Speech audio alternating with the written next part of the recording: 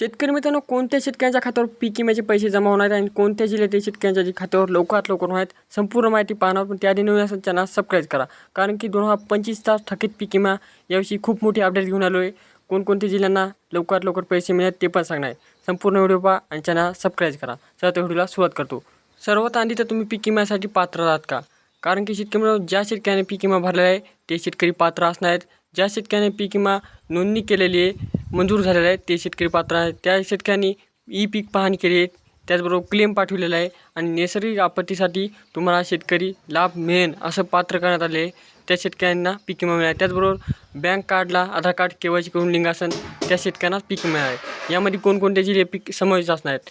त्यामध्ये नागपूर असणारे, अमरावती असणारे, अकोला असणारे, बीड असणारे, त्यानंतर बुलढाणा असणारे, वाशिम असणारे, यवतमाळ असणारे, वर्धा असणारे, चंद्रपूर असणारे, गडचिरोली असणारे, नांदेड असणारे, परभणी, हिंगोली आणि त्याचबरोबर आपले जे काही शहरांमध्ये आहे जालना, बीड आणि लातूर, धाराशिव ह्या जिल्ह्यांतील शेतकऱ्यांना लवकरात लवकर म्हणजे की सुरुवातीला पैसे जमा होण्यात लवकरात लवकर. यानंतर ट्रिगर मंजूर झाले आहेत पण लवकर पैसे मिळणार. त्यामध्ये पुणे असणारे, सातारा असणारे, सांगली असणारे, कोल्हापूर असणारे, सोलापूर असणारे, अमरावती, नाशिक, त्यानंतर धुळे, नंदुरबार, जळगाव, छत्रपती संभाजीनगर. आज शेतकरी मित्रांनो, उर्वरित जिल्हे कोणते आहेत? त्यामध्ये रायगड आहे, रत्नागिरी आहे, सिंधुदुर्ग आहे, ठाणे आहे, पालघर आहे, मुंबई उपनगर आहे आणि मुंबई शहर आहे.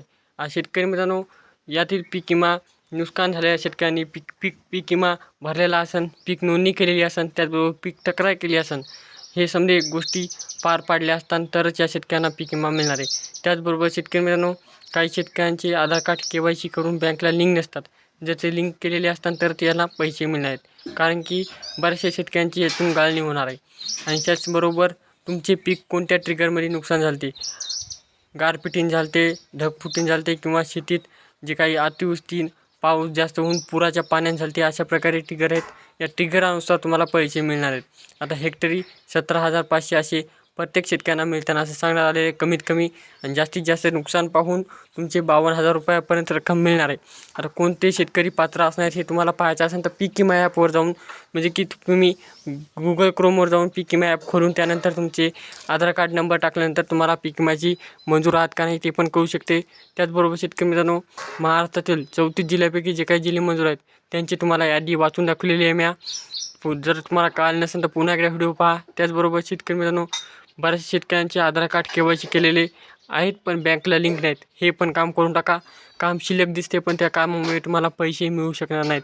तर मित्रांनो, अशा प्रकारची माहिती होती. कशी वाटली कमेंट करा.